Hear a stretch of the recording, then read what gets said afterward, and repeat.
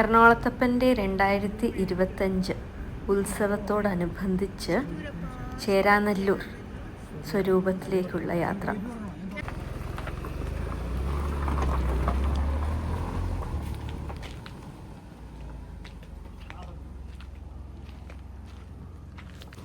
എറണാകുളത്തപ്പൻ്റെ ഉത്സവത്തിന് കൊടി കയറിയ ശേഷം കൊടിക്കൽ ആദ്യം പറ വയ്ക്കാൻ അവകാശികളാണ് ചേരാനെല്ലൂർ കർത്താക്കൾ. അവരെ ഉത്സവത്തിന് ക്ഷണിക്കാൻ വേണ്ടിയിട്ടാണ് ഞങ്ങൾ പോയത്.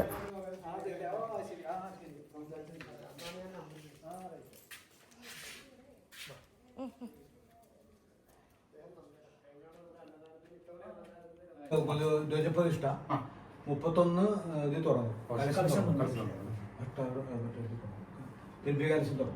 പിന്നെ പണ്ട് ഞാൻ അമ്മമാരൊക്കെ വന്നേ ഇപ്പൊ എനിക്കൊരു ചായ തോന്നുന്നുണ്ട്. എറണാകുളത്തെ പറ്റിയതാണേ.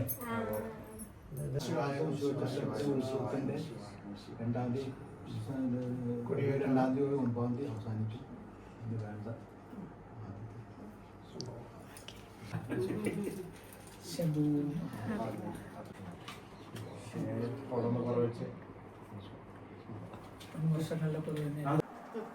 ഈ എറണാകുളത്തപ്പൻ്റെ ക്ഷേത്രത്തിൽ കൊടിക്കൽപ്പറ ചേരാനെല്ലൂർ കർത്താക്കന്മാരാണ് ആദ്യം വെക്കേണ്ടത്. അതിന്റെ ഒരു ഐതിഹ്യം എന്താണെന്ന് മറ്റോ? അതിൻ്റെ നമ്മൾ അറിഞ്ഞ് നമ്മൾ കാര്യങ്ങളനുസരിച്ച് ക്ഷേത്രത്തിൻ്റെ നടത്തിപ്പും കാര്യങ്ങളൊക്കെ ചേരാനെല്ലൂർ കർത്താക്കന്മാരായിരുന്നു.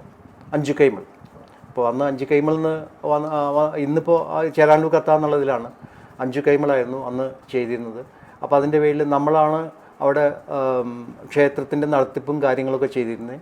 അതിൻ്റെ സ്മരണ നിലനിർത്തിക്കൊണ്ട് ഇപ്പോഴും കൊടിക്കൽപ്പറ ആദ്യത്തെ പറ കൊടിയേറിഞ്ഞ ആദ്യത്തെ പറ വയ്ക്കുന്നത് ചേരാനെല്ലൂർ സ്വരൂപത്തിൽ നിന്നാണ്. അതിൽ സാധാരണ ആരാണോ സീനിയർ ആയിട്ടുള്ളതെന്ന് വെച്ചാൽ ആളാണ് വയ്ക്കാറ്. ഇനി വയ്യാന്നല്ലെങ്കിൽ അടുത്തവർക്കും.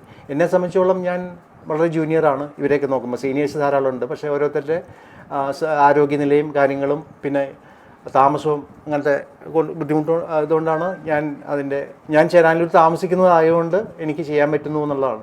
അത് വളരെ കൃതാർത്ഥമായിട്ടുള്ള കാര്യമാണ്. സത്യം പറഞ്ഞാൽ വലിയൊരു ഭാഗ്യമായിട്ട് തീർച്ചയായിട്ടും തീർച്ചയായിട്ടും പണ്ട് കേട്ടിരുന്ന അവിടേക്ക് ആവശ്യമുള്ള ക്ഷേത്രത്തിലേക്ക് ആവശ്യമായിട്ടുള്ള നിത്യനിദാന സാധനങ്ങൾ എല്ലാ വസ്തുക്കളെല്ലാം ചേരാനെല്ലൂർ സ്വരൂപത്തിൽ നിന്നാണ് കൊണ്ടുപോകാറ്. അത് അന്ന് വാഹന സൗകര്യം എന്ന് വെച്ചാൽ വഞ്ചിയാണ്. വലിയ വള്ളത്തിലാണ് ഇവിടുന്ന് സാധനങ്ങൾ ചേരാനെല്ലൂരിൽ നിന്ന് ശിവക്ഷേത്രം വരെ എത്തിച്ചിരുന്നതാണെന്ന് കേട്ടിരിക്കുന്നു നമ്മൾ കാര്യങ്ങൾ. എന്നാലും അതിൻ്റെ കണ്ണി വിടാണ്ട് ഇപ്പോഴും സൂക്ഷിക്കാൻ പറ്റി. അതും ക്ഷേത്ര ഉപദേശ സമിതിയോ ദേവസ്വോ കൂടുതലായിട്ട് കടപ്പെട്ടിരിക്കുക വാസ്തവത്തിൽ. ഇപ്പൊ രാജേന്ദ്രമായ ഒരു ജെട്ടി ഉണ്ടായിരുന്നു പണ്ട്. ജഡ്ജി ചന്ദ്രശേഖരനൊക്കെ ചെറുതൊക്കെ നടത്തിയിരുന്നത് ജെട്ടിയാണ് അതിനറിഞ്ഞത്. അല്ല, ഉസൂർ ജെട്ടിയാണ്. അതൊരു ദിവാന്റെ കാലത്ത് ഉണ്ടാക്കി. അത് ബോട്ട് ജെട്ടിയുടെ അവിടെയുള്ള ജെട്ടിയല്ലേ? അതിന്റെ അപ്പുറത്തുള്ളത് അത് ഇപ്പോഴത്തെ മറ്റേ അവിടെ ആ ജെട്ടി ഇങ്ങനെ പ്ലാറ്റ്ഫോം ഒക്കെ ഉള്ള ജെട്ടിയായിരുന്നു. പുഴയിലേക്ക് ഇറങ്ങി കിടക്കുന്നത്. അവിടെയാണ് ഈ വള്ളത്തിൽ കൊണ്ട് ഇറക്കിയിട്ട് അവിടെ നിന്ന് ചുമട നേരെ അമ്പലത്തിന്റെ മുമ്പിൽ എറണാകുളത്തപ്പന്റെ നേരെ നടയുടെ അവിടെ തന്നെയാണ്. ഇത് പറയുമ്പോ കൂടെ പറയാലോ, ഈ ചിറ്റൂരെ കാര്യം നമ്മുടെ ഓർമ്മ വയ്ക്കുമ്പോ കണ്ടേക്കണ ഇവിടുത്തെ വള്ളത്തിലാണ് ഉത്സവത്തിന് പോവുക. അതെ, ചിറ്റൂർക്ക് പോവുക. വലിയ വള്ളത്തില് അന്നത്തേക്ക് കഴിക്കാനുള്ള ഭക്ഷണവും അന്ന് നമുക്ക് 4 കെട്ടുണ്ട് അവിടെ താമസിക്കാനുള്ള. അപ്പോൾ കൊടിയേറ്റത്തിൻ്റെ തലേദിവസം എല്ലാവരുമായിട്ട് ഇവിടുന്ന് പോവും, അവിടെ ക്യാമ്പ് ചെയ്യും. പിന്നെ അറിയാലോ ഇത്ര ദിവസങ്ങളിലും അവിടെ മാളികയിലും അവിടെ താമസിക്കാറ് സാധാരണ. നമുക്ക് മടപ്പാട്ടുണ്ട് ഇപ്പോൾ അവിടെ. അപ്പോൾ അതും ഇതിൻ്റെ കൂട്ടത്തിൽ പറയേണ്ട കാര്യമാണ്. ഈ എറണാകുളത്തപ്പൻ്റെ കാര്യം പറയുമ്പോൾ തന്നെ ശ്രീറ്റുരപ്പൻ്റെ കാര്യവും വളരെ സ്മരണീയമാണ്. ഇങ്ങനെയായിട്ട് അനുഭൂതി തീർച്ചയായിട്ടും വാസ്തവത്തില് അതെ. പിന്നെ അത് കഴിഞ്ഞ് ദേവസ്വം ഏറ്റെടുത്തപ്പോ ദേവസ്വത്തിലായി. പിന്നെയാണ് സർക്കാർ ഏറ്റെടുത്തിട്ട് സർക്കാരിലാണ്.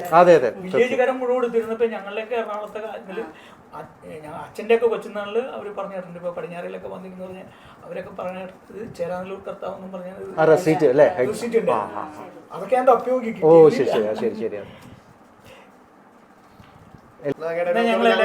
തീർച്ചയായിട്ടും തീർച്ചയായിട്ടും